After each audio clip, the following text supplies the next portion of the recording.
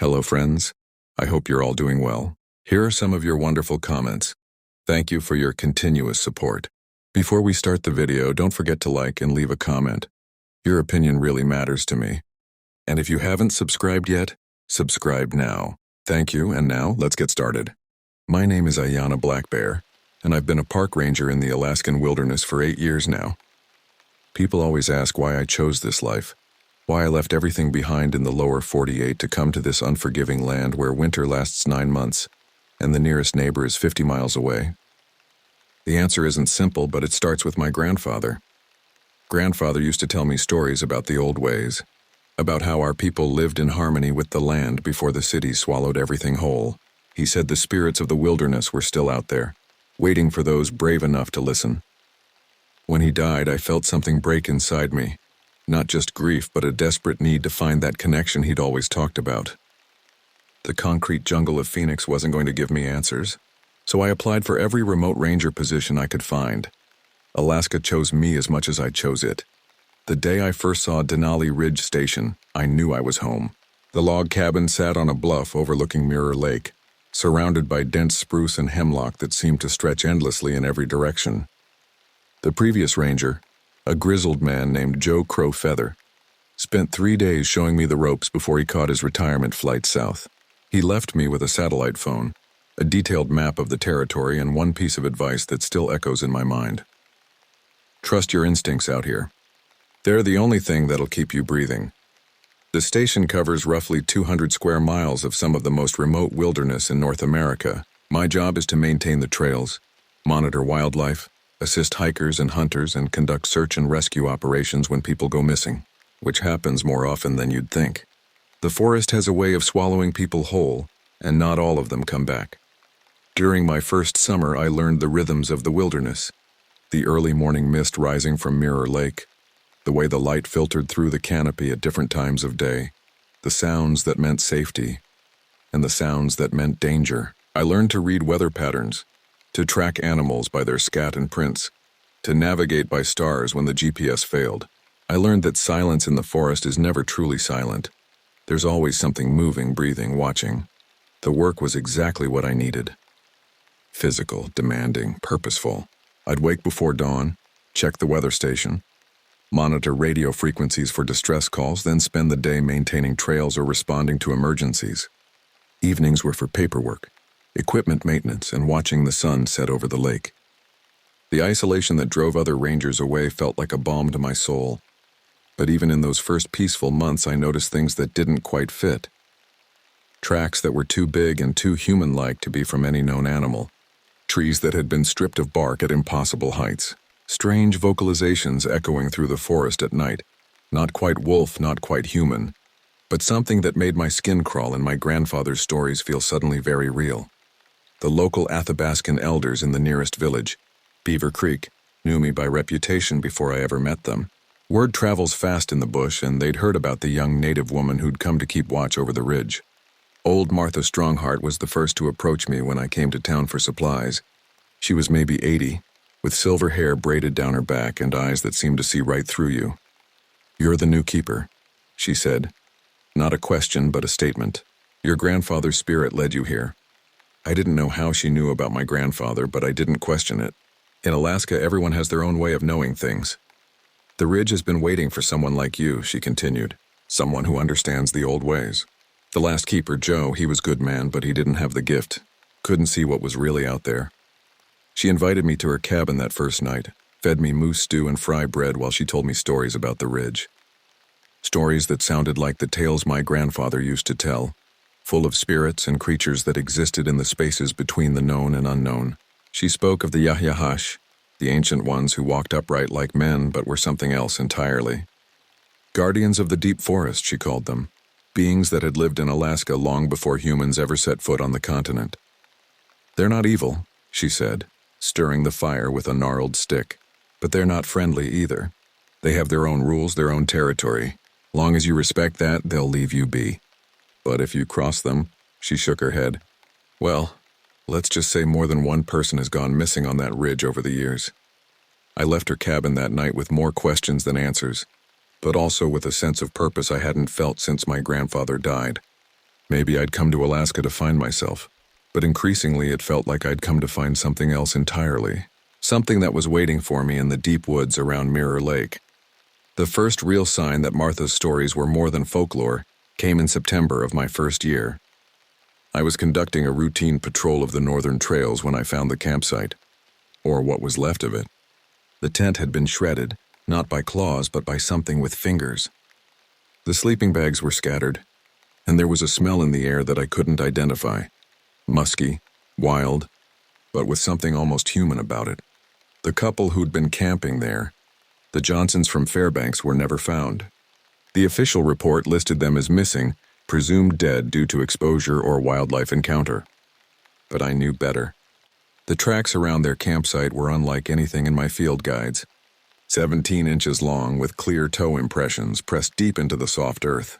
The stride length suggested something that walked upright, something big enough to tear through a reinforced tent like tissue paper. I never reported those tracks. Who would believe me? But I started carrying my grandfather's medicine pouch along with my standard gear.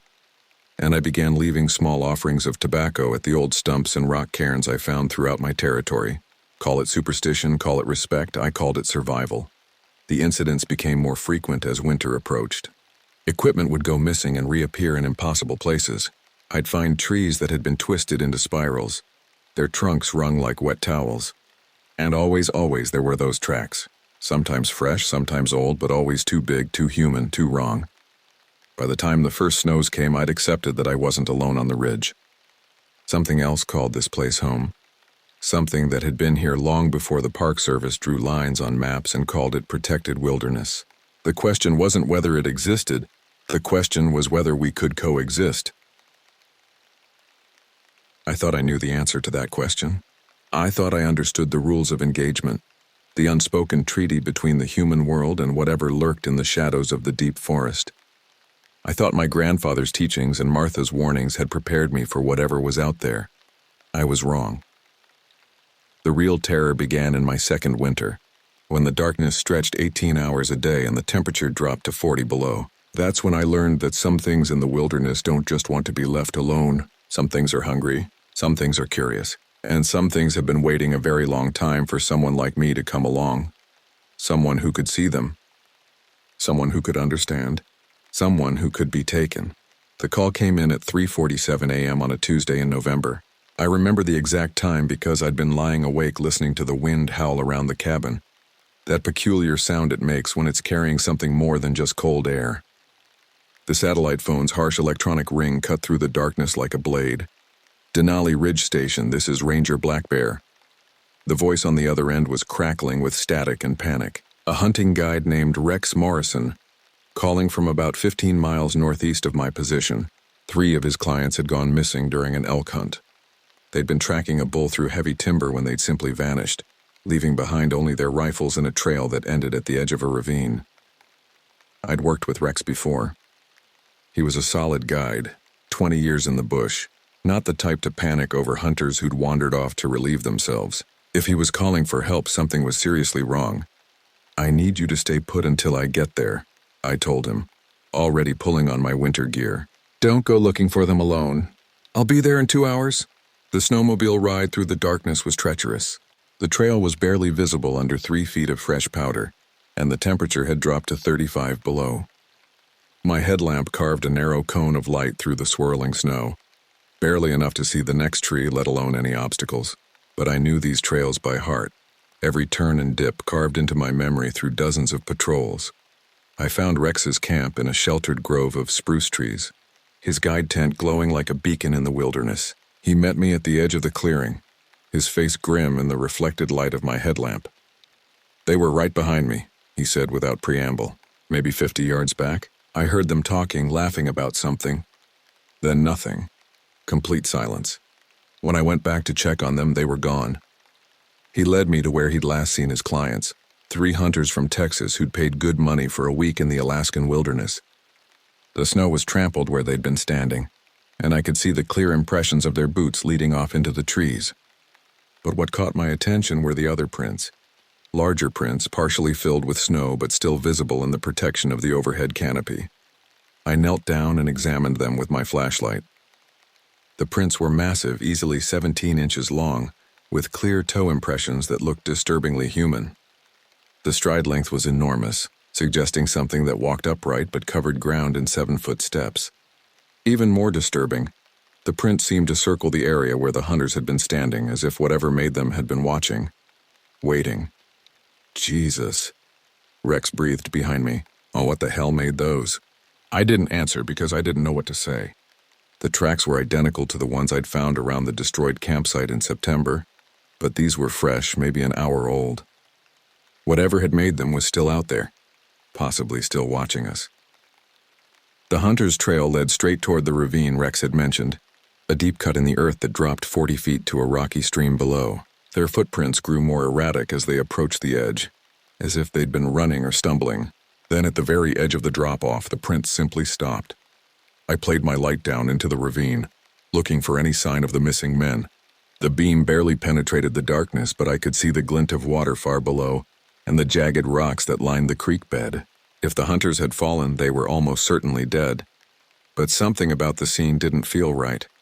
The footprints at the edge of the ravine were too organized, too deliberate. And there was something else.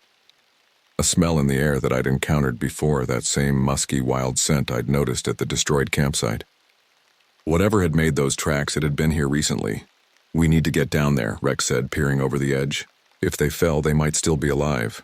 I was about to agree when I heard it, a sound that made every hair on my body stand up. It started as a low rumble, almost like a growl, but it rose in pitch and volume until it became something between a howl and a scream. It echoed through the forest, bouncing off the trees and seeming to come from everywhere at once. Rex grabbed my arm. What the hell was that? The sound came again, closer this time, and I realized it was coming from the ravine below us. Whatever was down there, it wasn't the missing hunters, at least not anymore. We're leaving, I said, backing away from the edge. Now. But the hunters are gone, I finished. And if we don't move, we're going to join them. I didn't wait for him to argue. I grabbed my pack and started back toward the camp, moving as quickly as I could through the deep snow. Rex followed, his breathing harsh in the cold air. Behind us, that terrible sound echoed through the forest again, and I could swear I heard something large moving through the trees. We made it back to the camp without incident, but I couldn't shake the feeling that we were being watched.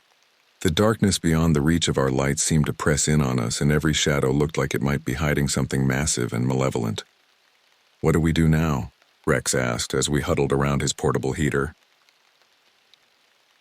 I was already reaching for my satellite phone to call for backup, but I stopped when I realized what I'd have to tell them.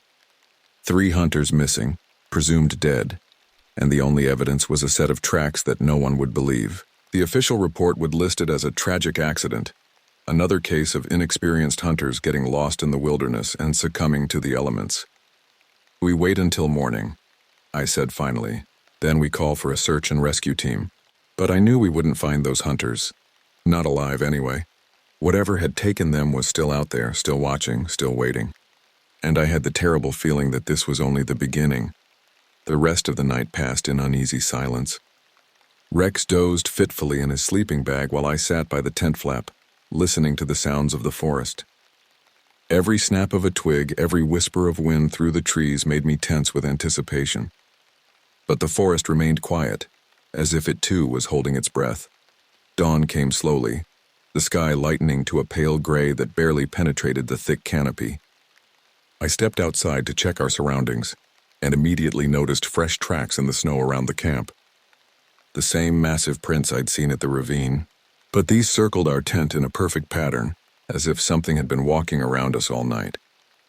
I followed the tracks to the edge of the clearing where they led off into the deep woods.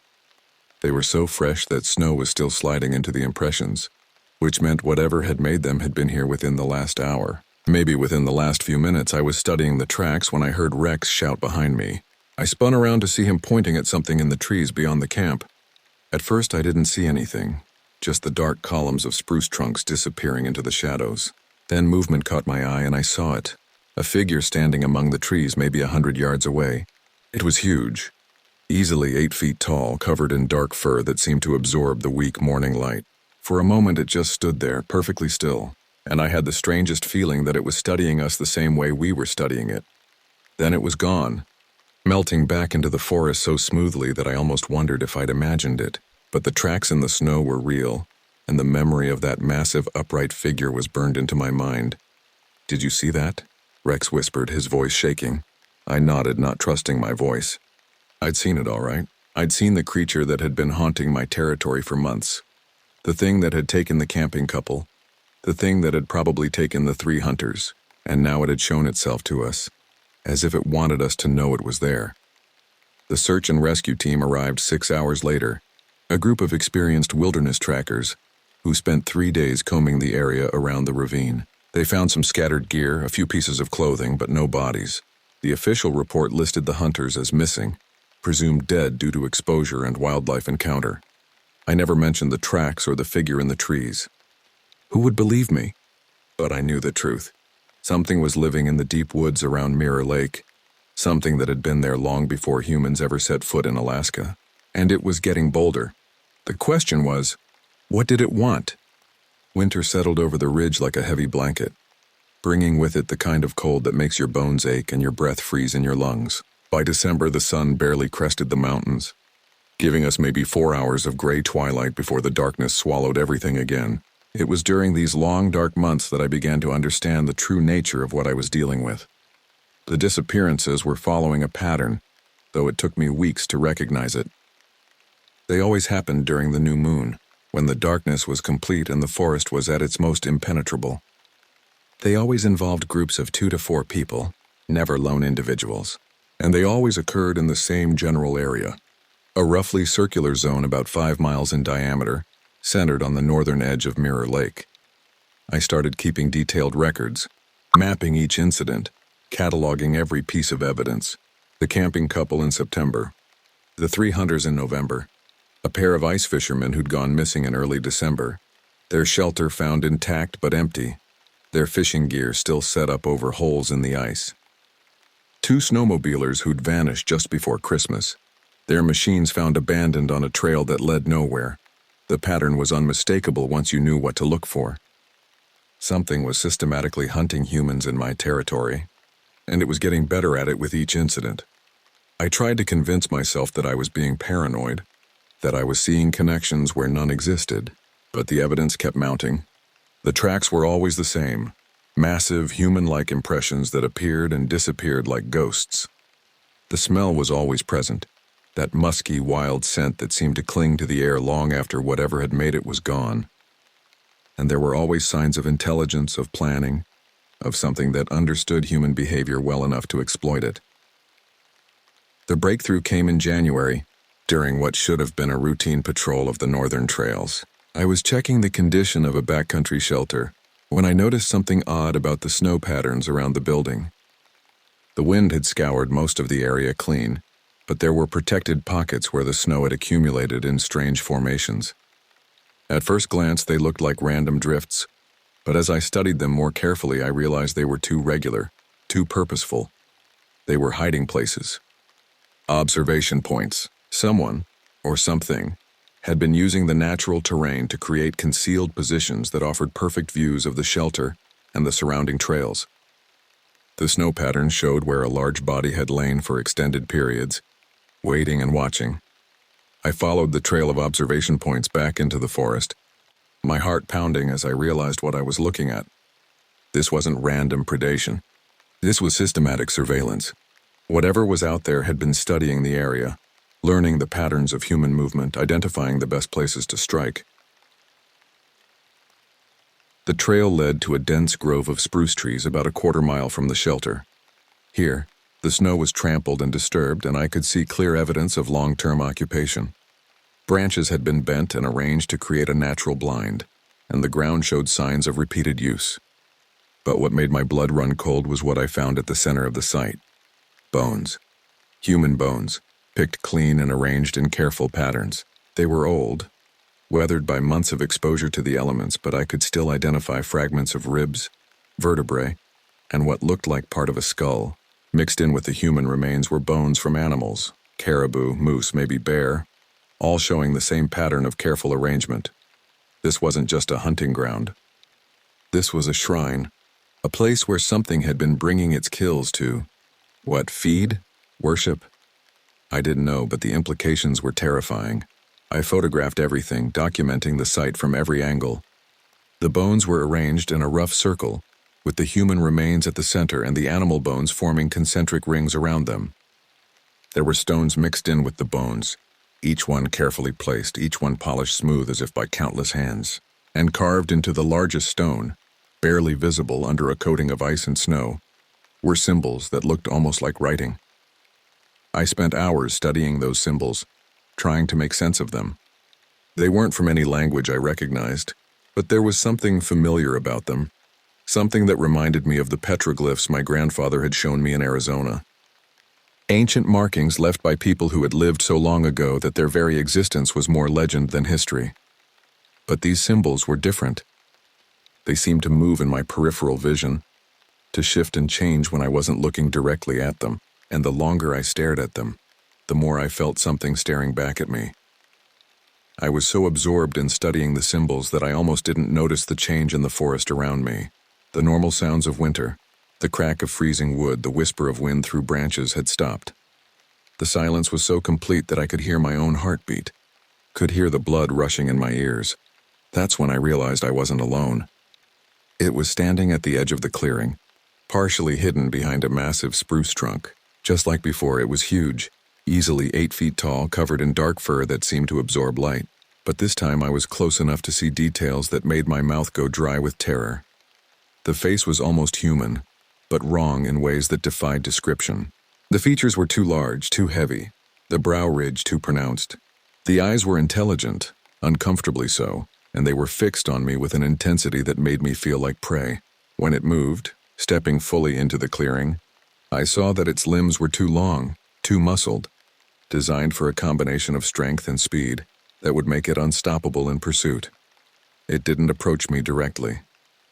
Instead, it began to circle the clearing, moving with a fluid grace that was beautiful and terrifying. It was studying me, I realized, the same way I'd been studying the bone shrine. We were both gathering information, both trying to understand what we were dealing with. The standoff lasted maybe 5 minutes, though it felt like hours. Neither of us moved from our respective positions. Neither of us made any aggressive gestures. We simply observed each other, predator and prey locked in a moment of mutual recognition. Then, without warning, it spoke. The sound that came from its throat was nothing like human speech, but it was clearly communication. Deep, resonant vocalizations that seemed to come from multiple sources at once, like a chorus of voices speaking in harmony. The sounds were complex, layered, full of meaning that I couldn't decipher but somehow understood on a primal level. It was asking me something, or maybe warning me. The tone was unmistakably interrogative, with an undertone of something that might have been threat, or might have been curiosity. I didn't know how to respond. I stood frozen, my hand on the grip of my sidearm, knowing that a gun would be useless against something that size and strength. All I could do was stare back at those intelligent eyes and try to project some kind of non-threatening intention. The creature seemed to consider my silence for a long moment. Then it made another sound, softer this time, almost contemplative. It approached the bone shrine, moving with careful precision, and began to rearrange some of the smaller stones. The movements were deliberate, purposeful, and I realized it was adding to the pattern, incorporating new elements into the design. When it was finished, it looked at me again, and I had the strangest feeling that it was waiting for something, a response maybe, an acknowledgement of what it had shown me. But I didn't know what it wanted from me, didn't understand the rules of whatever game we were playing. Finally, it turned and walked back into the forest, disappearing among the trees as silently as it had appeared. But before it was completely gone, it paused and looked back at me one last time. The expression on its face was unmistakably intelligent, unmistakably knowing. It was letting me go, I realized. This time, I waited until I was certain it was gone before I approached the bone shrine again. The new arrangement of stones was subtle but meaningful, forming a pattern that seemed to point toward something specific. I followed the direction indicated by the stones and found myself looking at a large pine tree about 50 yards away. There, carved into the bark about 8 feet off the ground, were more symbols. Fresh ones, still weeping sap, probably made within the last few days. The carving was crude but clear, And while I couldn't read the symbols, I understood their meaning on an instinctive level. They were a warning, a boundary marker, a sign that said, "This far and no further." I was standing on the edge of territory that belonged to something else, something that had been here long before humans ever set foot in Alaska. And it was giving me a choice: respect the boundary or become part of the shrine. I backed away from the tree slowly, never taking my eyes off the symbols. Then I turned and walked back to my snowmobile, my hands shaking so badly I could barely grip the handlebars. It wasn't until I was halfway back to the station that I realized I'd been holding my breath. That night I called Martha Strongheart on the satellite phone. She listened to my story without interruption, her breathing steady and calm on the other end of the line. "You've seen him," she said when I finished. "The old one? The keeper of the deep places, what does he want?" "Same thing you want," she said. "To protect his territory, to keep his people safe. The question is, are you going to respect that, or are you going to keep pretending you don't understand what's happening out there?" I thought about the bone shrine, about the careful arrangement of human and animal remains, about the intelligence in those dark eyes. "The people who've gone missing crossed the line," Martha said simply. "Went where they shouldn't have gone. Did things they shouldn't have done. The old one, he's not a killer for the sake of killing. He's a guardian. But guardians got to do what guardians got to do. What am I supposed to do? Just let him keep taking people? You're supposed to do your job," she said. "Keep people safe. That means keeping them away from places they don't belong. The old one, he's marked his territory now. He's told you where the line is. Long as you respect that, long as you keep others from crossing it, he'll leave you be. And if I don't?" Martha was quiet for a long moment. "Then you better hope you're as fast as you think you are, because he's been patient so far. But patience has limits." She hung up, leaving me alone with my thoughts and the weight of responsibility I'd never asked for. Outside, the wind was picking up, carrying with it the scent of snow and something else, something wild and ancient and watching. I had a choice to make. I could report what I'd seen, bring in investigators and researchers and hunters who would turn the ridge into a battleground. I could try to capture or kill the creature, turn it into a trophy or a specimen for science, or I could do what my grandfather would have done. I could respect the old ways, the old boundaries, the old understanding that humans were not the only intelligence in the wilderness. I looked at the map of my territory, at the area where the disappearances had occurred, at the circle of land that something else had claimed as its own. Then I reached for my red pen and began drawing new boundaries, new warnings, new keep-out zones that would protect both worlds from each other. It was a compromise that would save lives, but it would also make me complicit in something that most people would never understand. I was about to become the keeper of a secret that could destroy everything I'd worked for, everything I believed in. But as I finished marking the map, I realized I'd already made my choice. I'd made it the moment I decided to listen to my grandfather's stories. The moment I came to Alaska looking for something more than just a job. Now I just had to live with the consequences. Spring came late to the ridge that year, with snow still covering the ground well into May. I'd spent the winter months carefully monitoring the boundaries I'd identified, rerouting trails and posting warnings about dangerous terrain and wildlife hazards. To anyone checking the official records, it looked like standard Park Service protocol. In reality, I was enforcing a treaty that existed nowhere in any government document. The system worked mostly. 3 separate groups of backpackers had been turned away from the restricted area, sent on alternative routes that kept them well clear of the old one's territory. A team of researchers studying caribou migration patterns had been redirected to a different valley. 2 hunting parties had been convinced to try their luck in areas that offered better visibility and safer terrain. But I knew it was only a matter of time before someone slipped through the cracks. The wilderness is vast and unpredictable, and people don't always follow the rules. All it would take was one wrong turn, one moment of poor judgment, and the uneasy peace I'd negotiated would shatter. That moment came on a Tuesday in late June, when the emergency beacon started screaming.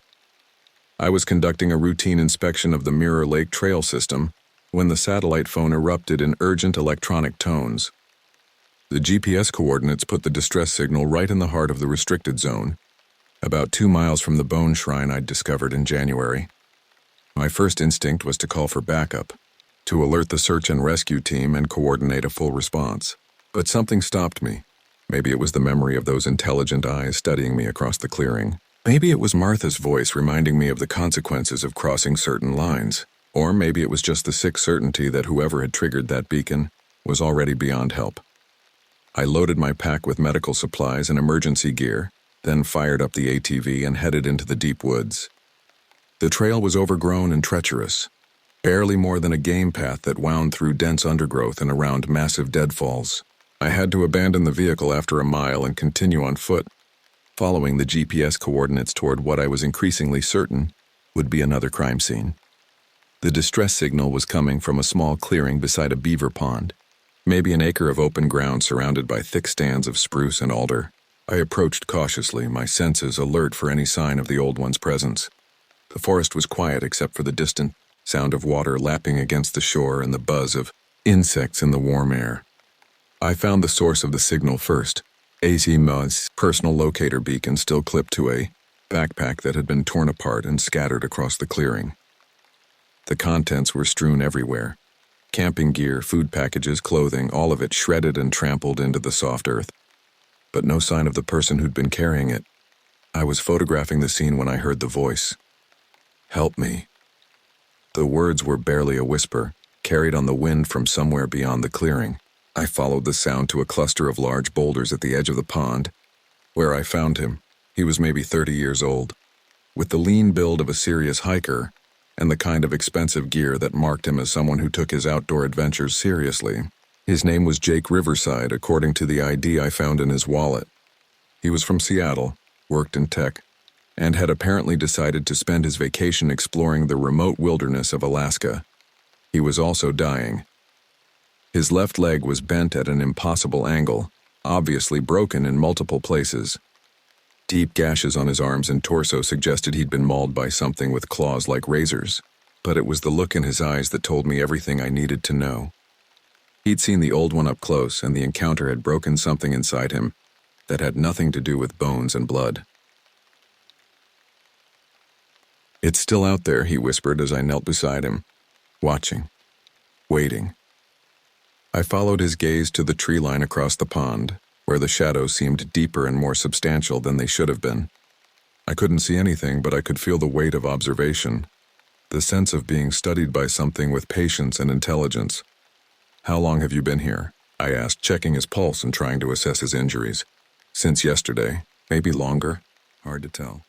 Time gets weird when you're waiting to die."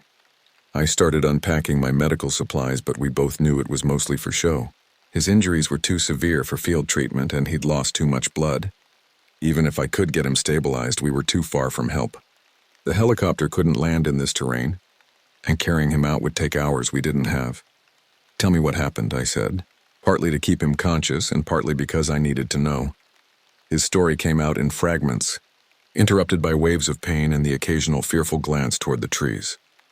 He'd been following an old game trail, looking for a good place to set up camp when he'd noticed the bones. The same shrine I'd discovered in January, though he described it differently. To him, it had looked like some kind of primitive artwork, maybe left by Native Americans or early trappers. He'd been photographing the arrangement when he'd heard something moving in the trees behind him. At first he'd thought it was a bear, maybe a moose. Then he'd seen the shape rising from the underbrush, and his understanding of what was possible in the world had been shattered. "It walked like a man," he said, his voice growing weaker, but it was huge. 8 feet tall, maybe more, covered in dark fur, and the eyes. God, the eyes were so intelligent. It looked at me like it was trying to decide something. The Old One had circled him, Jake said, studying him the same way I'd been studied. But unlike me, Jake had panicked. He'd run, crashing through the underbrush in a desperate attempt to escape. The Old One had followed, moving through the forest with a fluid grace that made pursuit inevitable. "It could have killed me right away," Jake continued, "but it didn't. It was playing with me, I think, hurting me, driving me towards something. The realization hit me like a physical blow. Jake hadn't just wandered into the Old One's territory by accident. He'd been brought here, guided to this specific spot for a specific purpose. The question was, what did the Old One want? My answer came from the trees across the pond. The Old One stepped into view, moving with that same fluid grace Jake had described. It was even more massive than I remembered. its dark fur rippling with muscle, its intelligent eyes fixed on the three of us, Jake, me, and the dying man between us. Jake whimpered and tried to crawl away, but his broken leg made movement impossible. I put a hand on his shoulder to steady him, never taking my eyes off the creature across the water. "It's okay," I said, though I wasn't sure I believed it. "Just don't move. Don't make any sudden gestures." The old one began to circle the pond, moving with deliberate slowness. It was giving us time to understand what was happening, time to make the right choice. Because this was a choice, I realized. Everything that had happened, Jake's injuries, the location of the attack, the timing of my arrival, had been orchestrated for this moment. "What does it want?" Jake whispered. I thought about the bone shrine, about the careful arrangement of human and animal remains, about the intelligence in those dark eyes. "I think it wants to make a deal." The old one had stopped about 50 yards away, close enough that I could see the details of its face. The features were more human than I'd first thought, but human in the way that ancient sculptures were human, recognizable but somehow larger than life. When it spoke, the deep vocalization seemed to come from the earth itself. I didn't understand the words, but I understood the meaning. It was asking me to choose. Jake was dying, would be dead within the hour no matter what I did. I could let him die here in this sacred place, and his death would have meaning. It would be part of the compact between worlds, part of the ancient understanding that some boundaries must be respected. Or I could try to save him, could call for backup and turn this place into a battlefield. I could bring helicopters and rescue teams and investigators who would tear apart the old one's territory in search of answers. I could turn the ridge into a circus, a tourist attraction, a hunting ground for people who saw the old one as a trophy to be claimed. The choice was mine, but the consequences would belong to everyone. I looked at Jake, at the pain and terror in his eyes, at the broken body that was already more dead than alive. Then I looked at the old one, at the intelligence and patience and ancient wisdom that had been here long before humans ever dreamed of conquest. "I understand," I said, speaking to both of them. "I know what you want." I reached for my satellite phone, but not to call for help. Instead, I programmed it to send a delayed message, a report that would be transmitted 6 hours from now, long enough for Jake to die naturally, long enough for me to remove his body from the sacred space and carry it to a place where it could be found without compromising the old one's territory. "What are you doing?" Jake asked, his voice weak but still capable of fear. "I'm making sure you get home," I said, which was true in a way he'd never understand. "I'm making sure this place stays protected." The old one watched me compose the message, its dark eyes never leaving my face. When I was finished, it made a sound that might have been approval or might have been warning.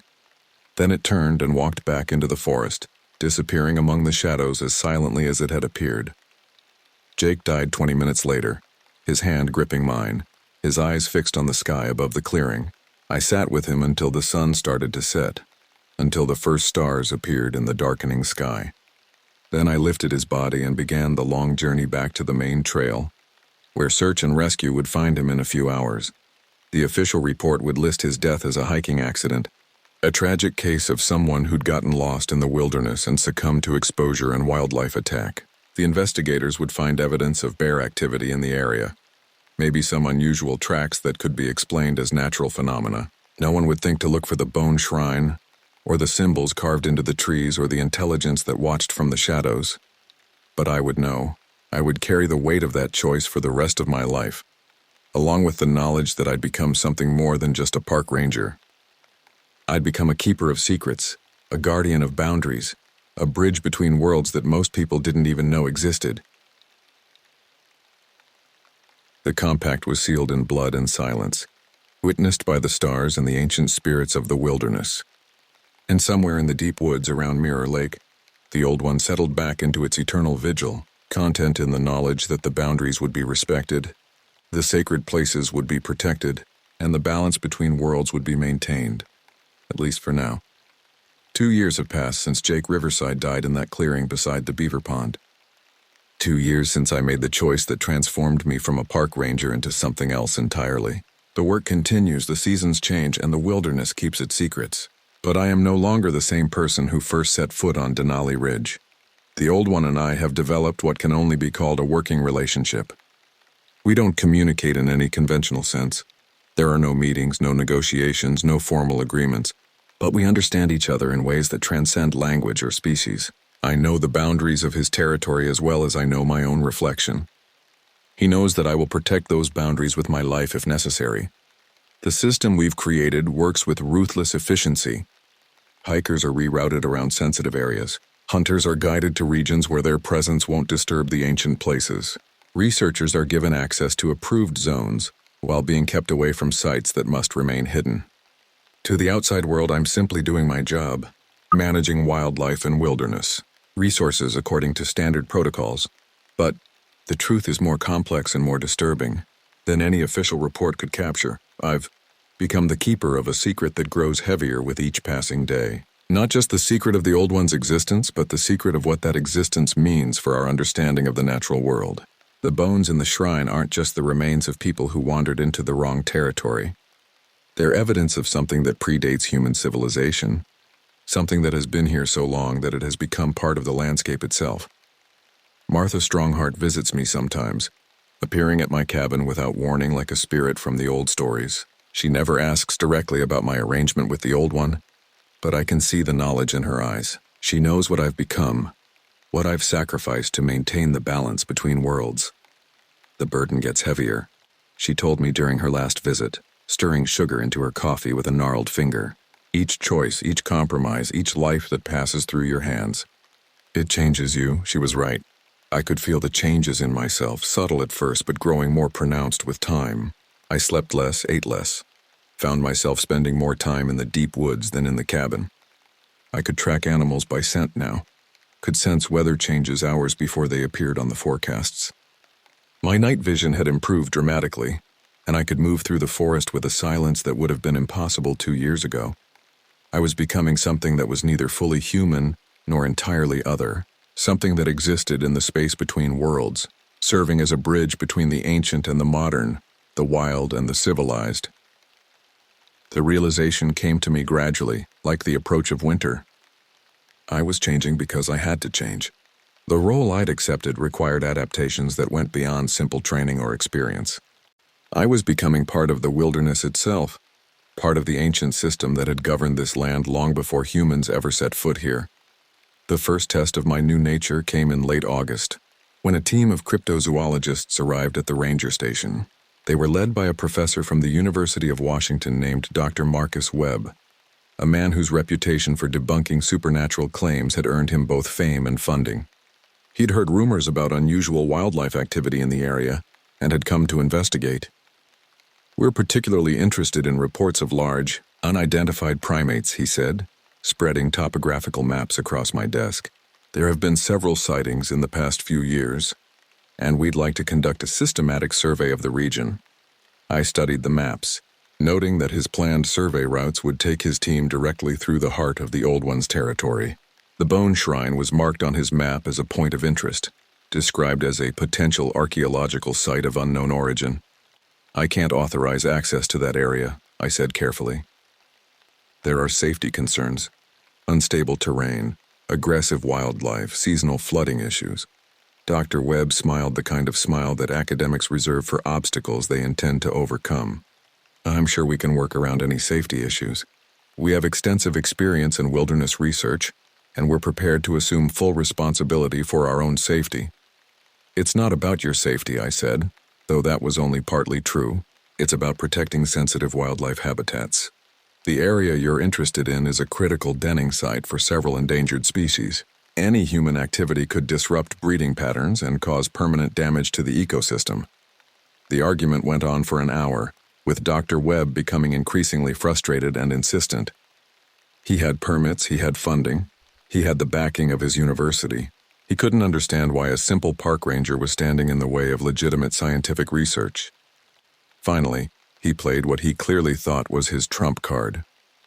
"I should mention that we have reason to believe there may be an undiscovered primate species in this area. The potential scientific value of such a discovery would be enormous. Are you really going to stand in the way of that kind of breakthrough?" I looked at him across the desk. This man who saw the Old One as nothing more than a specimen to be studied and catalogued. He had no understanding of what he was really pursuing. no sense of the ancient intelligence that had been watching and waiting in the deep woods for longer than his civilization had existed. "Yes," I said, "I am." Dr. Webb left the next morning angry and frustrated, but ultimately powerless to override my authority. His team followed, grumbling about bureaucratic obstacles and missed opportunities. But I knew they'd be back, probably with lawyers and politicians and court orders that would be much harder to refuse. That night, I hiked out to the bone shrine to pay my respects and to warn the Old One about what was coming. I found him waiting for me, standing among the carved stones as if he'd been expecting my visit. We looked at each other across the clearing, predator and protector, ancient and modern. Then he did something I'd never seen before. He approached one of the carved stones and began to move it, repositioning it within the larger pattern. The message was clear: changes were coming, and the arrangement between us would need to evolve to meet them. I spent the next several hours helping him rearrange the shrine, moving bones and stones according to his direction. The new pattern was more complex than the old one, incorporating elements that seemed to point toward different parts of the forest. When we were finished, the shrine looked less like a simple marker and more like a map, a guide to something that existed beyond the boundaries of normal understanding. The Old One made a sound that might have been gratitude or might have been warning. Then he disappeared into the forest, leaving me alone with the weight of secrets that grew heavier with each passing day. Dr. Webb returned 6 weeks later, this time with a court order and a team of federal marshals. The legal documents were impressive: injunctions and scientific permits and environmental impact assessments that had been carefully crafted to override my authority. But they were also useless because the shrine was gone. Not destroyed, not removed, simply gone. The stones had been scattered, the bones had been relocated, the carved symbols had been covered by what looked like years of natural growth. The site Dr. Webb had marked on his maps now looked like any other patch of wilderness, unremarkable and uninviting. "This is impossible," Dr. Webb said, staring at his GPS coordinates. "The satellite imagery clearly shows significant archaeological remains in this location." I shrugged, playing the role of the helpful but ultimately limited government employee. Satellite imagery can be misleading. Ground truth is always different from what you see from space. We spent 2 days searching the area, Dr. Webb's team becoming increasingly frustrated as they found nothing more interesting than a few scattered animal bones and some unusually smooth stones.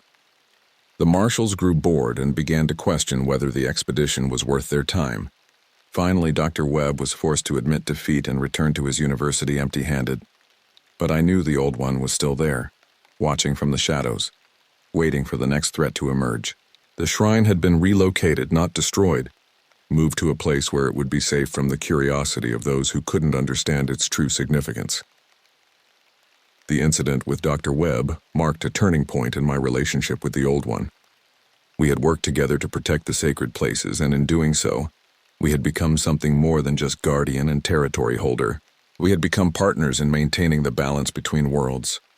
The years that followed brought new challenges, new threats, new opportunities to prove that our partnership could adapt and survive.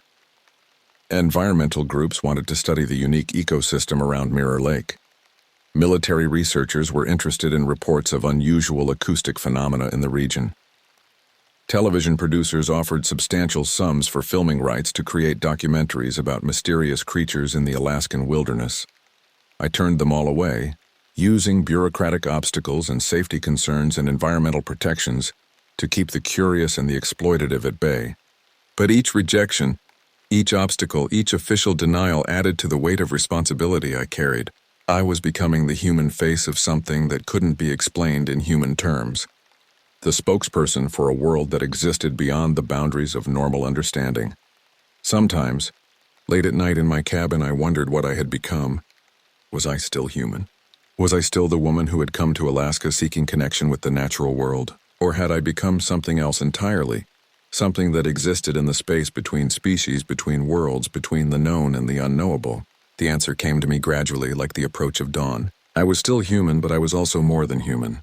I was a bridge between worlds, a keeper of secrets, a guardian of boundaries that most people didn't even know existed. I had been chosen for this role, not by any human authority, but by the ancient intelligence that had been waiting in the wilderness for someone who could understand the true nature of the compact between worlds. The Old One had been testing me from the beginning, watching to see if I could make the hard choices, if I could keep the necessary secrets, if I could sacrifice my own desires for the greater good. I had passed those tests, and in doing so, I had become something that was neither fully human nor entirely other. I was the keeper of Denali Ridge, the guardian of the deep places, the bridge between the ancient and the modern, and somewhere in the shadows of the deep woods, the Old One continued his eternal vigil, content in the knowledge that the boundaries would be respected, the sacred places would be protected, and the balance between worlds would be maintained. The wilderness keeps its secrets, and I keep them with it. This is my burden, my duty, my calling, and I will carry it for as long as the ancient places need a guardian, as long as the Old One needs a partner, as long as there are boundaries that must be respected and secrets that must be kept. The forest is vast and old and patient, and so now am I. End of Chronicle. Ranger Ayanna, Black Bear, Denali Ridge Station, Alaska. These records are to be sealed upon my death or disappearance, to be opened only by someone who understands the true nature of the wilderness and the ancient compact that governs it. The Old One is still out there, still watching, still waiting. The boundaries must be respected. The secrets must be kept. The balance must be maintained. Choose your successor carefully.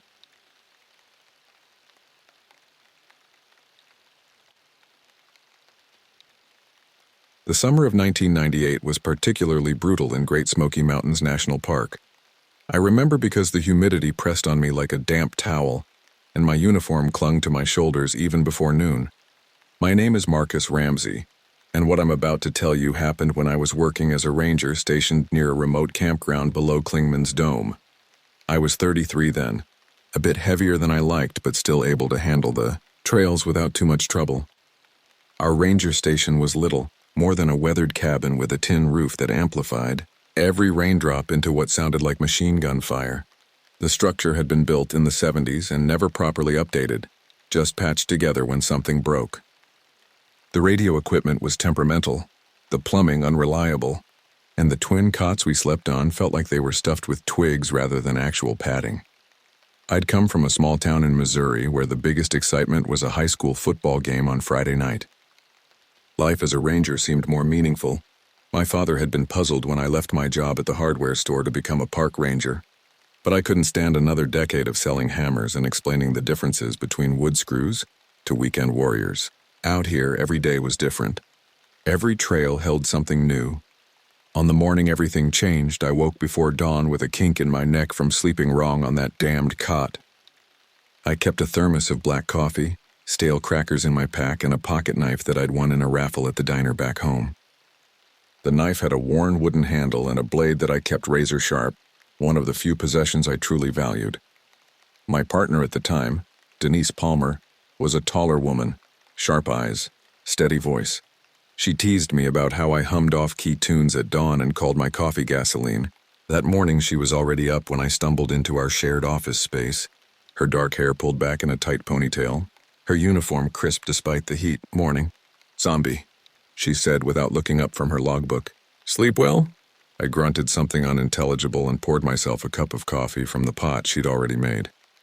Denise had been a ranger for 15 years, transferred from Yellowstone after what she only referred to as the incident. She never elaborated, and I never pressed. We had that kind of partnership, respectful of boundaries, comfortable with silence. "We've got reports from Campsite 23, she said, sliding a paper across the desk. 3 separate complaints about noises last night. Something disturbing the campers." I skimmed the report while sipping my coffee. "Bear?" she shrugged. "Maybe. But Johnson says he checked that area 2 days ago and didn't see any bear sign. And these reports mention strange walking sounds and something large moving between the tents." "Could be anything," I said, but felt the first stirring of unease. Raccoons get bold when people leave food out. Too heavy for raccoons, according to the reports. "And this one," she tapped a paragraph with her pen, "says whatever it was stood upright and was taller than their tent." I frowned. "Teenagers playing pranks? In that remote location?" "Doubtful." Denise looked up at me, her expression serious. "There's more. Campsite 17 was supposed to check out yesterday. Family of 4 from Kentucky. They never showed up at the visitor center to return their permit. The unease deepened. Could have just left early without checking out. People do that. Their car is still in the north lot. That was different. That was concerning. I'll head up there first thing, I said, suddenly more awake. Check both sites. Denise nodded. I'll follow an hour behind you, take the eastern trail, and meet you at the junction. Radio check at 9. Sounds good. As I gathered my gear, I glanced at the wall where we kept our weather reports and notices.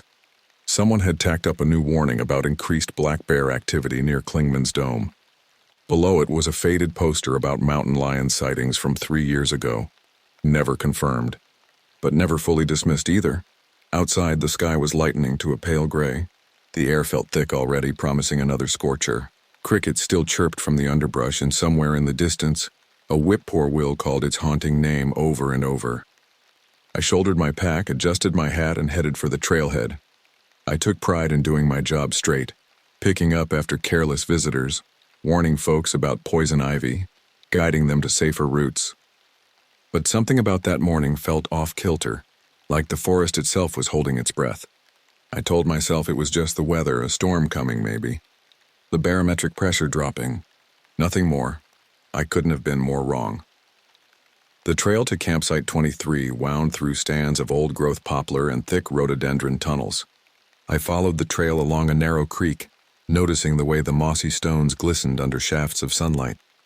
The woods smelled damp, a mix of wet leaves and old bark. The air didn't move much. I passed a family of hikers heading back toward the main road, a couple with 2 elementary-aged kids, all of them looking tired but happy. They waved as I passed, and I returned the greeting with a nod. They would be the last normal thing I'd see that day. As I approached campsite 23, I slowed my pace and heightened my awareness. The site should have been occupied by at least 3 groups according to the permits, but as I rounded the final bend, I saw that only 1 tent remained, a blue 4-person dome tent set up under a large hemlock. No movement, no sounds of people stirring. Hello, I called. Park ranger. No response. I moved closer, noting the absence of cooking equipment or chairs around the cold fire pit. A backpack leaned against a tree, but it looked undisturbed. The tent flap was zipped closed. Anyone here? Just checking in. The silence felt wrong. I approached the tent cautiously and unzipped the flap. Empty. The sleeping bags were still laid out, a paperback novel open and face down on one of them. A small battery-powered lantern hung from the center hook. Everything looked normal except for the fact that the occupants were gone. I checked the backpack next. Inside were clothes, toiletries, a map of the park with some trails highlighted, and a wallet. The ID belonged to a woman named Rachel Chen from Atlanta. According to her permit, which I found folded in a side pocket, she and her boyfriend had planned to stay 3 nights. This was supposed to be their second morning. As I zipped the backpack closed, I noticed something strange near the fire pit. A series of deep impressions in the soft earth. Too large for a human footprint, but not shaped quite right for a bear. The impressions led from the forest edge directly to the tent, then back into the woods on the opposite side. I crouched to examine them more closely. Whatever had made them had a long stride, nearly twice that of an average person. The imprints themselves were puzzling. A narrow heel with a wider front, almost like a human foot, but elongated and with what looked like only 4 toes. What the hell made you? I muttered. That morning I left our small ranger station around 7:30 a.m., chewing on a bit of jerky.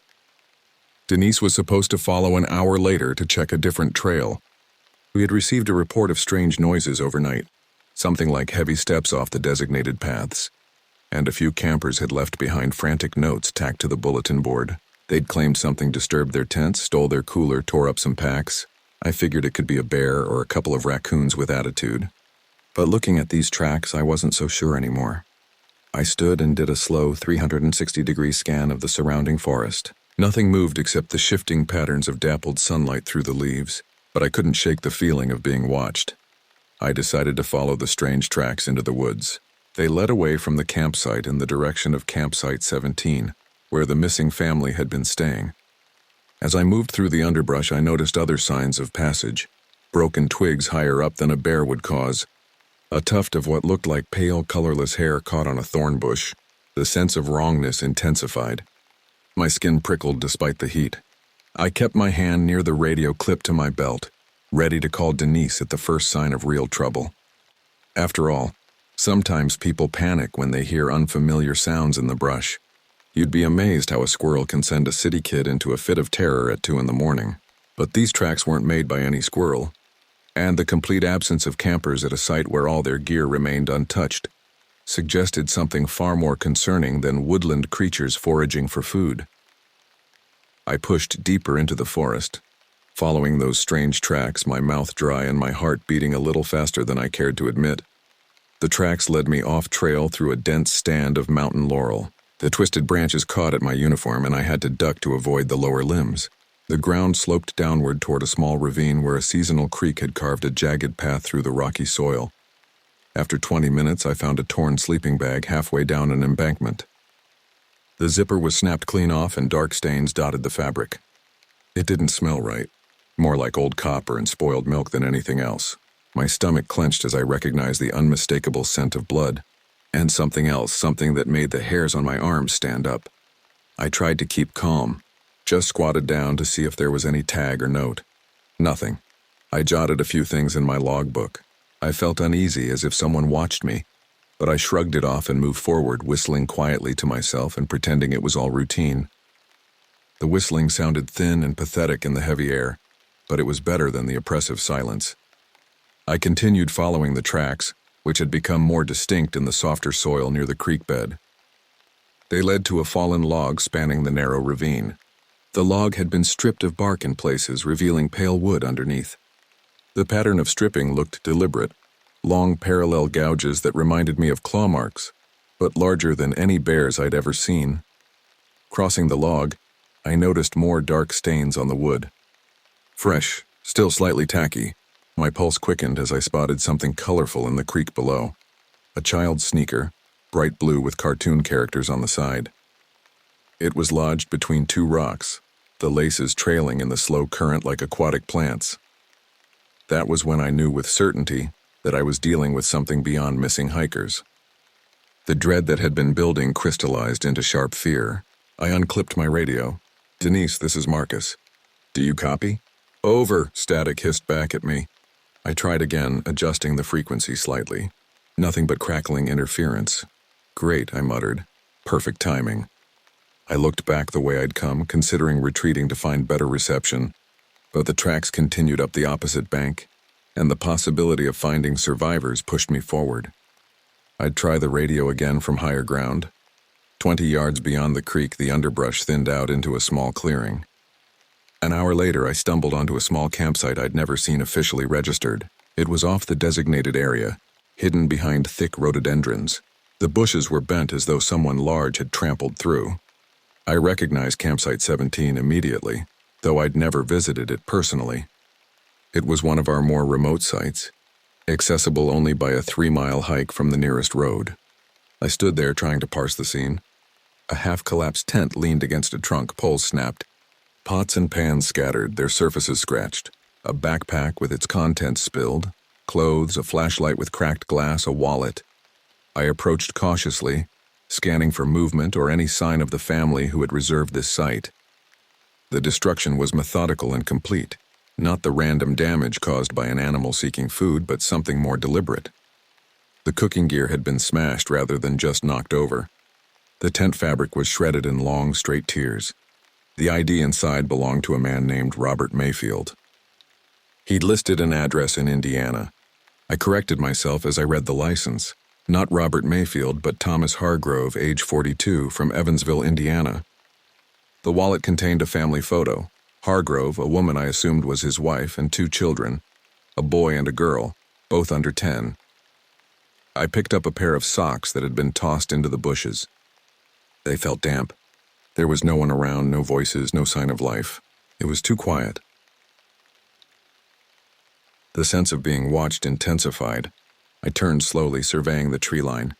The forest seemed to press in around the clearing, the shadows between the trunks deeper than they should have been in mid-morning. I radioed Denise, but I got static. I tried twice more, then gave up. Maybe the ridge blocked the signal. I needed to get to higher ground or back to a trail junction where reception might be better. But first, I had to check the rest of the campsite for survivors or Bodies. As I stepped closer to the tent, my boots squished into something soft. I looked down to see what at first I thought was an animal's entrails. The realization of what I was actually seeing hit me like a physical blow. Then I realized it was part of a human torso half covered by leaves. I let out a strangled gasp, stumbling back. My heart hammered. I wasn't some action hero. I'd never seen a body torn apart like that. In my 7 years as a ranger, I'd encountered deaths before. Heart attacks, drownings, even a climber who had fallen from a cliff. But nothing like this. Nothing so violent, so deliberate. The face, what was left of it, didn't match the ID photo's smiling portrait. The eyes were wide, the jaws slack, skin pale and marred. I could barely recognize Thomas Hargrove from his driver's license photo. What had been done to him defied rational explanation. No animal I knew tore bodies apart this way. I bit my tongue hard enough to taste blood just to keep myself steady. I whispered to no one, "This can't be good," and stepped away, trying not to retch. Training kicked in through the horror. Secure the scene, document what you can, get help. But my hands shook as I tried to write in my logbook, the pen skidding across the page in jerky lines. I forced myself to look around for the rest of the family. Behind the collapsed tent, partially hidden by the fallen fabric, I found another body. Smaller. The boy from the photo. I turned away immediately, bile rising in my throat. I couldn't bring myself to look for the mother and daughter. Not yet, not alone. I needed Denise, and I needed backup. I moved uphill, searching for a higher point to get a signal. As I climbed away from the campsite, the sense of being observed intensified. The back of my neck tingled as if something, was just behind me, watching my every move. I reached a rocky outcrop about 50 yards uphill from the campsite and tried the radio again. The silence weighed heavier now. The brush ahead looked flattened in strange patterns. I noticed odd tracks, elongated footprints with a heel that seemed too narrow, toes splayed out. It didn't resemble a bear. Didn't look like any animal I knew. I tried the radio again and caught a faint reply. Denise said something about heading my way, her voice tinny and distant. I told her to hurry. We had a fatality, maybe more than one, and something unnatural was involved. She said, "Stay put and stay alert," before fading out. I lowered the radio and scanned the forest below. From this vantage point, I could see part of the main trail winding through the trees about a quarter-mile east. If Denise was coming from the ranger station, that's the path she would take. I could intercept her there, warn her about what I'd found. But as I started to descend toward the trail, movement caught my eye. A flash of something pale moving between the trees near the campsite I'd just left. I froze, squinting to see better through the dappled shadows. There it was again. A figure, tall and slim, moving with unsettling fluidity through the underbrush. It paused at the edge of the clearing, and though I couldn't make out details at this distance, I could tell it was looking down at the devastated campsite. Looking at what it had done, because I knew, with bone-deep certainty, that whatever I was seeing was responsible for the carnage below. It wasn't a bear. It wasn't a mountain lion. It wasn't anything I'd ever encountered in these woods before. The figure raised its head suddenly, as if sensing my gaze. I ducked behind a boulder, heart pounding so hard I was sure it could be heard across the distance between us. When I dared peek out again, the clearing was empty. The figure had vanished. As I waited, I found more signs of something horrific, shredded. Clothes caught on a branch at head height, a twisted piece of metal that might have been a flashlight casing, and a pair of abandoned boots lined with a thin layer of grayish mud. A child's backpack, bright yellow with cartoon dinosaurs, hung from a branch as if placed there deliberately. Inside was a stuffed rabbit, one ear missing, its fabric stained dark. Then I noticed fresh scuff marks on the bark of a tall oak. It looked like something had scraped the trunk with raw force, taking off strips of bark and leaving behind a residue that smelled sour. I swallowed hard. Something very strong and very odd had done this. My scalp prickled. I could feel sweat trickling down my neck. I needed to get moving, to find Denise, to get help. But fear kept me rooted in place, scanning the forest for any sign of that tall, pale figure. A branch snapped somewhere to my left. I whirled, hand going to my belt where I kept my knife. Nothing visible, but the shadows between the trees seemed to shift and deepen. I tried to think logically. Could this be some deranged person hopped up on drugs, going feral in the woods? It sounded absurd. But what else did I have? Some undiscovered species? A genetic anomaly? None of the explanations my racing mind produced seemed plausible. Another crack, closer this time. I backed away, keeping the boulder between me and the sound. I needed to reach the main trail. I needed to find Denise. I turned and began moving as quietly as possible toward the eastern trail, staying low and using the trees for cover. The sensation of being followed grew stronger with every step. Whatever I had seen, whatever had destroyed that campsite and torn apart that family, was tracking me now. I was sure of it. The forest had never seemed so alien to me as it did in that moment.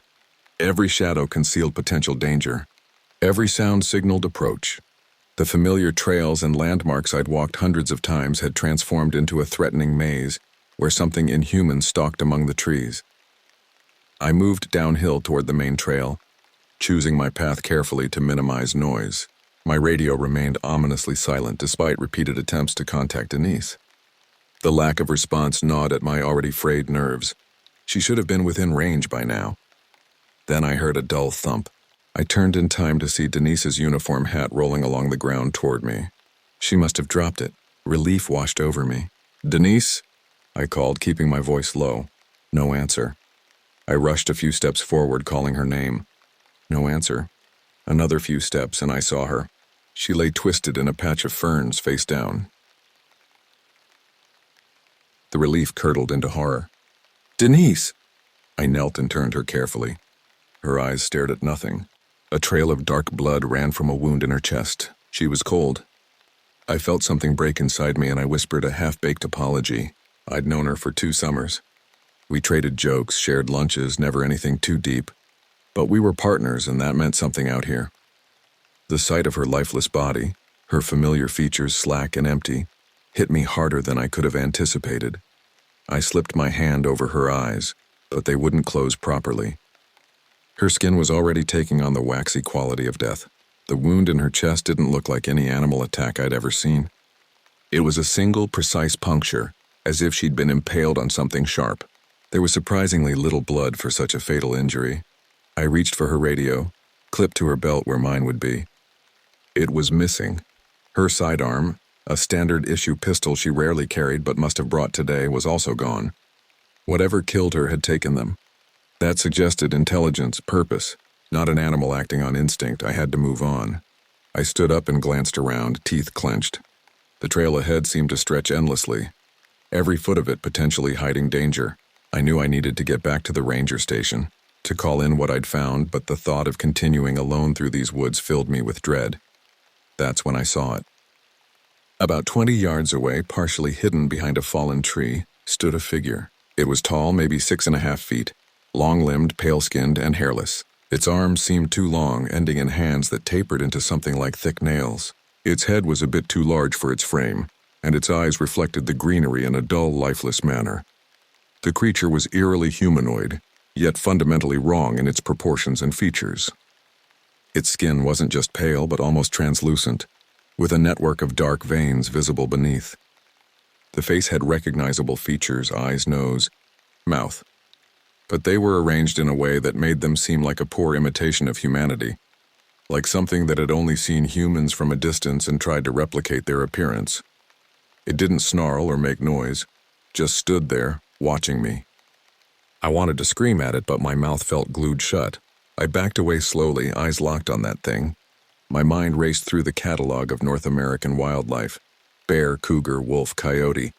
But this thing matched none of them. It stood upright with unsettling stillness, its head tilted slightly as if curious. It moved, stepping forward in a steady, silent manner.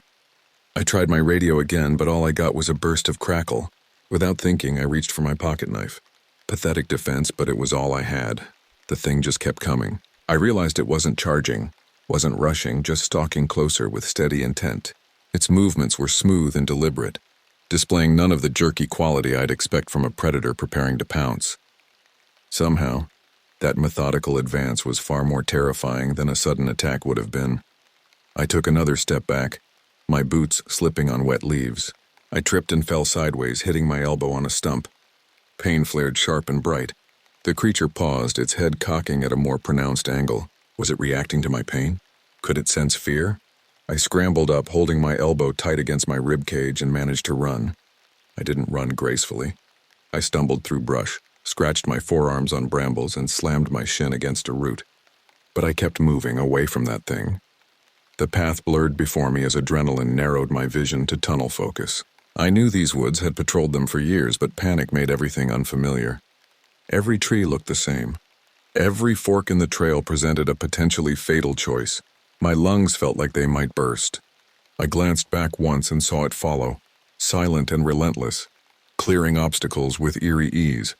It moved like water flowing around rocks, never breaking stride, never seeming to exert itself. It maintained the same steady pace regardless of the terrain, neither slowing nor accelerating, just inexorably advancing. My mind raced. If I got to the main trail, maybe I'd find people. Maybe a group of hikers could help. I knew that sounded crazy, but better a crowd than being cornered out here alone. The creature seemed cautious in its pursuit, not overly aggressive. Perhaps it avoided groups, preferred isolated targets. It was my only hope. I pushed through a thicket, catching my uniform sleeve on a thorn. I heard a snap behind me. It sounded like a heavy branch bending. I risked another look. It was gone. That was worse somehow. Had it circled around to cut me off? Was it waiting ahead? The uncertainty was paralyzing. I froze, straining to hear any sound of movement over my own ragged breathing. My stomach turned. I stumbled into a clearing where the late afternoon light fell through the canopy in spotted patterns. I paused, breathing hard, sweat pouring down my forehead. I tried the radio again. Nothing. I spoke to myself aloud. "Keep going, Brett, just keep going." I caught myself using my real name, Marcus, and the slip jolted me back to some semblance of rational thought. I needed a plan beyond blind panic. The ranger station was still miles away, but there was an emergency shelter about half a mile east, a simple structure with a radio powered by a solar panel. If I could reach it, I could call for help. I oriented myself using the position of the sun and set off at a quick walk. Too exhausted to maintain a run, but too terrified to slow down completely. My voice sounded pathetic to my own ears, but it was better than silence. I angled downslope toward a gravel road about half a mile away. That road led back to the ranger station. If I could reach it, maybe I could find a vehicle or at least get a clear signal. The forest had gone unnaturally quiet. No birdsong, no rustling of small animals in the underbrush. Even the ever-present insects seemed to have fallen silent. The silence felt heavy, expectant, as if the entire forest was holding its breath. As I moved, I found another gruesome scene. 2 more bodies, clearly campers, stuffed between rocks as if hidden in a makeshift grave. The stench hit me before I even saw them. I recognized the woman from Thomas Hargrove's wallet photo, her features contorted in final terror. Beside her lay a small form I refused to look at directly. The missing daughter. My stomach clenched. I looked away and forced my legs to keep moving. I muttered curses under my breath, a steady stream of nonsense, anything to keep my mind from cracking. 5 deaths now that I knew of. The Hargrove family and Denise. How many more? How long had this thing been hunting in these woods? I heard a rustle above me. I froze. The creature perched on a branch, blending weirdly with the pale bark. It had climbed the tree with impossible agility, and now crouched there, watching me with those lifeless eyes. The position should have seemed awkward given its lanky frame, but it balanced with perfect stillness like it was part of the tree itself. It dropped down smoothly, landing a few strides away, head tilted. I stepped back, holding my hands up as if I could reason with it. Of course, it didn't respond. Its face had no real expression, just that eerie, vacant stare. For the first time, I noticed something clutched in one of its elongated hands, Denise's pistol. It held the weapon awkwardly, as if mimicking how it had seen her hold it but not quite understanding the function. That small detail terrified me more than anything else. This wasn't just some unknown predator.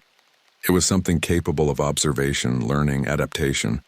I realized I was shaking, my knees threatening to buckle. In desperation, I pulled the flashlight from my pocket and shone it directly at its eyes.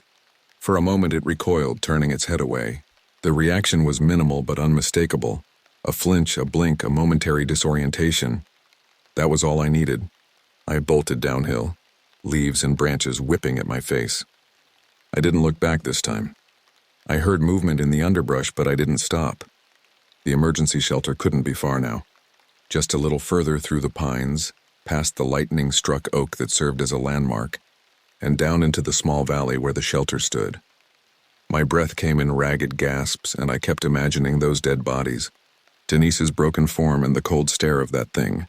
The images blurred together with the forest rushing past me, creating a nightmarish collage that threatened to overwhelm my senses.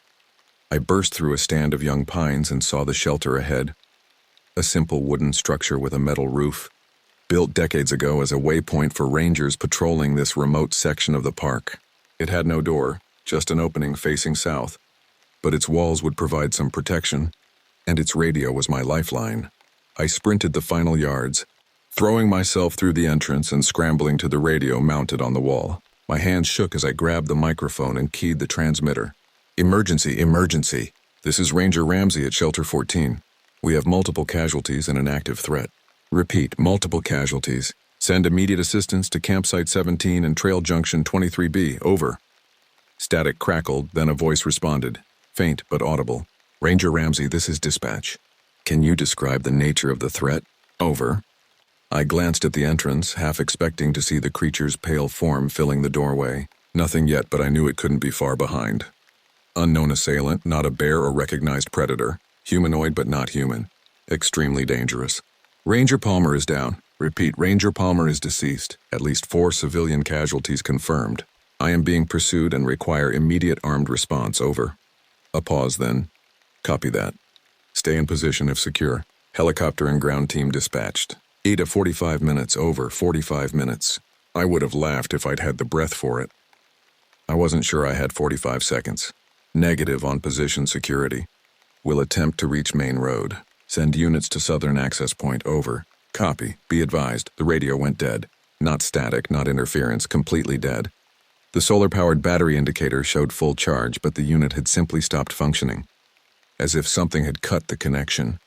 I backed away from the wall, turning slowly to face the entrance. There, silhouetted against the afternoon light, stood the creature. It filled the doorway completely, its tall form slightly stooped to fit beneath the lintel. In one hand, it still held Denise's pistol. In the other, it now clutched what looked like a tangle of wires, the external antenna from the radio. It had heard me. It had understood enough to disable my call for help. Somehow I reached the gravel road just as dusk began to settle.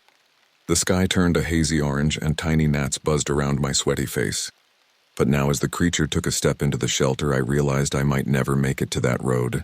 I was cornered, armed with nothing but a pocket knife and a flashlight that had provided only the briefest distraction earlier. The creature's head tilted again, that same curious angle as if it were studying me. In the confined space of the shelter, its wrongness was even more apparent. The 2 long limbs, the pallid skin, the eyes that reflected light in a way no human eyes should. It took another step forward. I pressed my back against the rear wall, frantically searching for any escape route. The shelter had been built solid, with no windows and no rear exit. Just 4 walls and a roof designed to protect against the elements, not against whatever this was. The creature raised the hand holding Denise's gun, not pointing it at me, not quite, but lifting it as if remembering how she had held it. Learning, adapting. I tensed, preparing for what seemed like the inevitable end. Then, from somewhere in the forest outside, came the unmistakable sound of human voices. Hikers moving along the main trail just beyond the ridge. The creature's head swiveled toward the sound, its attention diverted momentarily.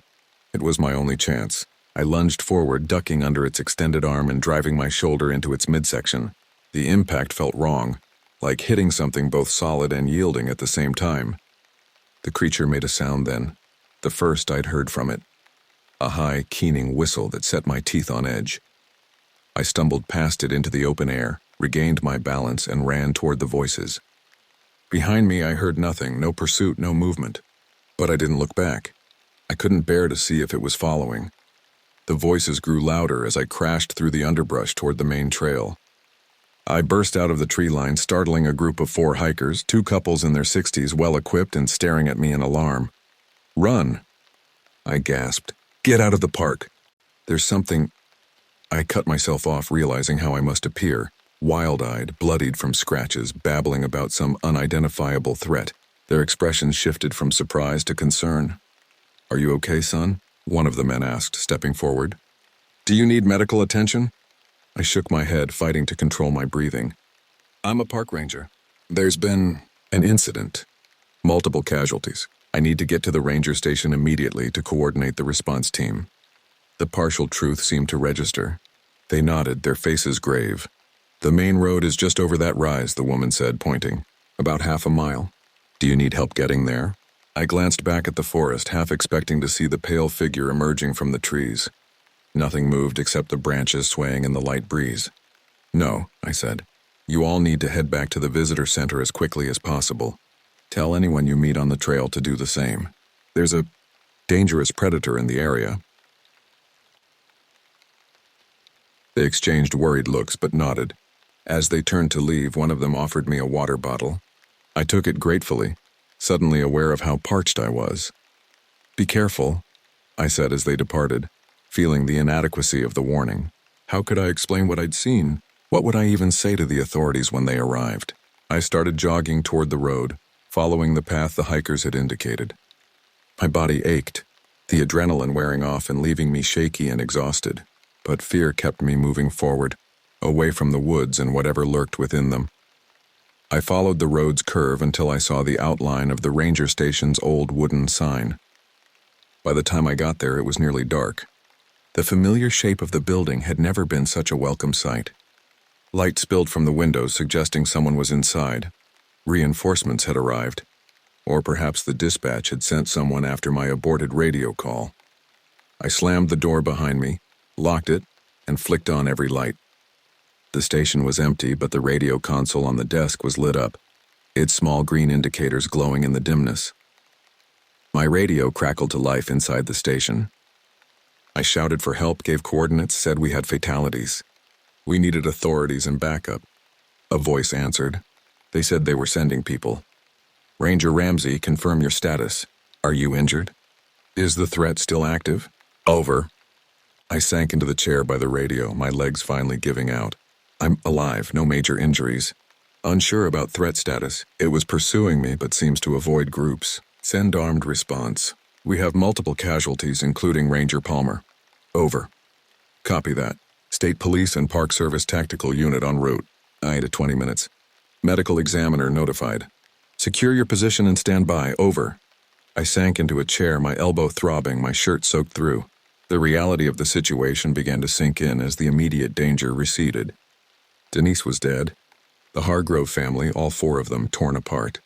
And somewhere in the darkness outside, that creature was still out there. Watching, waiting, learning. I forced myself to the small bathroom attached to the station, where I splashed cold water on my face and examined myself in the mirror. A stranger looked back at me, wild-eyed, dirt-smeared, with a 1,000-yard stare I'd only seen before on combat veterans. Had it really been just this morning that I'd woken up complaining about my cot? Back in the main room, I retrieved the first aid kit and tended to the worst of my scratches. The elbow I'd hit was swollen and bruised, but not broken. As I worked, I tried to organize my thoughts to prepare for the inevitable questioning that would follow. How could I describe what I'd seen in a way that wouldn't sound completely insane? I knew how it would go. They'd assume bear attack, even though no bear killed the way these people had been killed. They'd search for a rogue human, maybe a transient with mental health issues, maybe someone on drugs. They'd rationalize away the inconsistencies because the alternative was too impossible to consider, and maybe they were right. Maybe what I'd seen was just a person, grotesquely deformed perhaps, or wearing some kind of costume. Maybe the stress and fear had distorted my perception, made a human threat seem inhuman. But I knew what I'd seen. Those two long limbs, that fluid, impossible movement, those eyes that reflected light like an animal's but stared with cold intelligence, the way it had disabled the radio after hearing my call for help. No human could move the way it moved, could kill with such methodical efficiency. An hour later, 2 other rangers arrived with a sheriff's deputy. They burst through the door with weapons drawn, sweeping the room before lowering their guns. I recognized one of the rangers, Mike Ellison, a veteran from the North District, but the other was new. The deputy was young, probably not long out of the academy, with a nervous energy that manifested in constant movement. Marcus, Mike said, holstering his sidearm. Jesus, man, you look like hell. What happened out there? I described what I saw, careful with details. I told them about the campsite, the strange tracks, finding Denise's body. I described the creature as best I could. trying to stick to observable facts rather than my terrified impressions. They must have thought I sounded out of my mind. They said they'd find the bodies. They said maybe it was a rogue bear or a crazed hermit. I said I didn't think so, but I had no better explanation. Could be someone in a ghillie suit, the deputy suggested. Hunters use them for camouflage. Might explain why it looked not quite human. I didn't argue. What was the point? I knew what I'd seen, but I also knew how it sounded. They gave me water and I drank it in shaky sips. Outside, the night insects sang their chorus. The deputy asked me if I'd been hit on the head. I just shook mine and stared at my bandaged elbow. Tactical units setting up a perimeter, Mike said, checking his watch. They'll start a grid search at first light. Medical examiners on her way to meet them at the trailhead. State police have a helicopter with thermal imaging doing a sweep right now. They won't find anything, I said softly. Not with thermal, it doesn't give off heat the same way we do. It blends in. Adapts. Mike and the deputy exchanged looks, the kind of looks you give when someone's saying crazy things but you don't want to upset them further. Why don't you get some rest? Mike suggested. We've got the station secured. There's a team coming to take your official statement in the morning, but for now you should try to sleep. Sleep seemed impossible, but exhaustion was pulling at me with insistent hands. I nodded and made my way to the small bedroom at the back of the station. The sight of Denise's abandoned gear, her spare uniform hanging on a hook, her paperback novel on the nightstand, hit me with a fresh wave of grief. I sank onto my cot without undressing and stared at the ceiling. No one mentioned Denise's name, but I knew they'd be looking for her. They never found the creature. They found 3 bodies torn and scattered, just like I'd said. Officially, they blamed it on a wild animal. They put out warnings and closed sections of the park. The search continued for days, with teams of rangers and state police combing the area around campsites 17 and 23. They found the Hargrove family, exactly where I'd described. They found Denise, her body already beginning to decompose in the summer heat, but they never found the creature. The official report listed the cause of death as animal attack, species undetermined. The prevailing theory became a rogue bear, despite the inconsistencies in the evidence. No one wanted to consider alternatives that defied rational explanation. I took leave after that. The Park Service offered counseling, which I accepted but found unhelpful. How could I explain to a therapist what I'd seen when I barely believed it myself? How could I process trauma that no one else acknowledged as real? I spent weeks in a rented cabin near Gatlinburg, jumping at shadows and drinking too much cheap whiskey. I considered quitting the Park Service altogether, finding some desk job where the biggest threat would be paper cuts and boredom. But something kept me from filling out the resignation paperwork. Maybe it was stubbornness. Maybe it was the feeling that I owed it to Denise and the Hargroves to remain vigilant. Or maybe it was the growing certainty that whatever I'd encountered in those woods was still out there, still hunting, and still learning. I haven't returned to that exact spot. It's been nearly 3 decades now, but I still can't bring myself to walk that particular trail or visit those campsites. Sometimes I think about those prints, those strange marks on the trees, that quiet stare. I try to convince myself it was some rare undiscovered animal, some freak occurrence. But deep down, I know there's no comforting explanation. I transferred to a different district after my leave, working the western sector of the park, where the tourists were more numerous and the trails better maintained. I told myself it was a practical decision. Fewer remote areas to patrol alone, more ranger stations for backup. But I knew it was fear driving my choice. Fear of returning to those shadowed ravines where something inhuman walked. The story made the local papers, of course. Fatal bear attack claims 5 in Smokies, read the headlines. There were quotes from park officials about increased bear activity, warnings to hikers about proper food storage, reminders to carry bear spray. The usual precautions that would have made no difference whatsoever to what had happened. Denise's family held a memorial service in Knoxville. I attended, stood awkwardly at the back of the room, and listened to people describe a woman they had known differently than I had. Her sister spoke about Denise's childhood in Ohio, her love of mystery novels, her failed marriage years before. Details of a life I'd never asked about during our 2 summers working together. The guilt of that realization settled alongside the grief. When her mother approached me afterward, teary-eyed and grasping my hands, I couldn't bring myself to tell her the truth. I mumbled condolences and platitudes about Denise being a dedicated ranger, a good partner. I didn't mention the creature. I didn't describe her cold, staring eyes or the precise wound in her chest. What would have been the point, except to deepen their pain with horrors they couldn't comprehend? Over the years, I moved on with my life, but never fully recovered from what happened that day in 1998.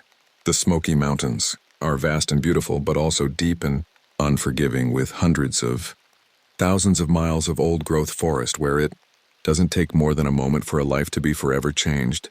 Those words from someone who grew up in the area ring true to my experience. I'm still a ranger, still doing my rounds, but now I carry a heavier radio and keep a sharper eye on the trees. And every creak of a branch, every rustle of leaves after dark makes me wonder how close it might be. Not gone, just unseen. In the decades since my encounter, there have been numerous unsolved missing persons cases in national parks across the country. The Great Smoky Mountains National Park has its share of cold cases, with people simply vanishing without explanation. The most famous is perhaps Dennis Martin, a 7-year-old boy who disappeared in 1969 while playing hide-and-seek near Spence Field. Despite one of the largest searches in park history, he was never found. According to park officials, the Great Smoky Mountains National Park averages about 100 search and rescue operations every year, and sadly, some of these end in tragedy. I've participated in dozens of these searches over my career, always with that gnawing fear that we might find something like what I encountered that summer day. Sometimes when I'm alone on patrol, I wonder if there are other rangers out there with stories like mine, encounters they can't explain, things they've seen that defy rational explanation, things they don't put in official reports because they know no one would believe them. I've researched similar incidents over the years, hoping to find some pattern, some explanation. I came across a case from 1969, where a tourist named Harold Key and his family reported hearing an enormous, sickening scream, and shortly afterward witnessed an unkempt, shaggy, rough-looking man running up the trail in the park. The description sent chills through me.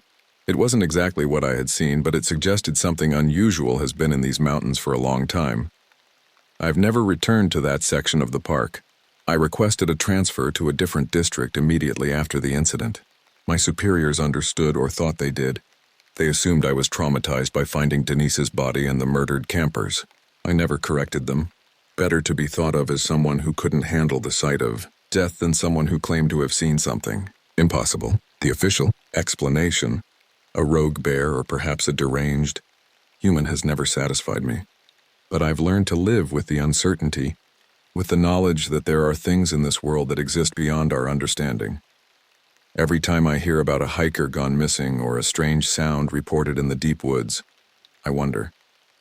Every time I see a news headline about unexplained disappearances in national parks, my mind goes back to that day, to those elongated footprints, to those lifeless eyes staring at me from an almost human face. I'm not the same person I was before that day. How could I be? But I've found a way to continue, to use what happened to make me more vigilant, more prepared. I warn hikers to stay on designated trails. I insist they hike in groups. I tell them to always let someone know where they're going and when they'll be back. Most of them nod and smile, thinking I'm just being cautious. They don't know that my warnings come from a place of terrible knowledge. The creature, whatever it was, is still out there. I'm certain of it. And I'm equally certain that I'm not the only one who has encountered it. There are stories, whispers among the longtime rangers and the local people who live in the shadow of the mountains. We don't speak of it directly. We don't have a name for it, but we know. We understand the risk, and we carry that knowledge with us every time we step into the shelter of the ancient trees, under the shadow of the mountains, where the mist gathers and something watches from the darkness, not gone, just unseen.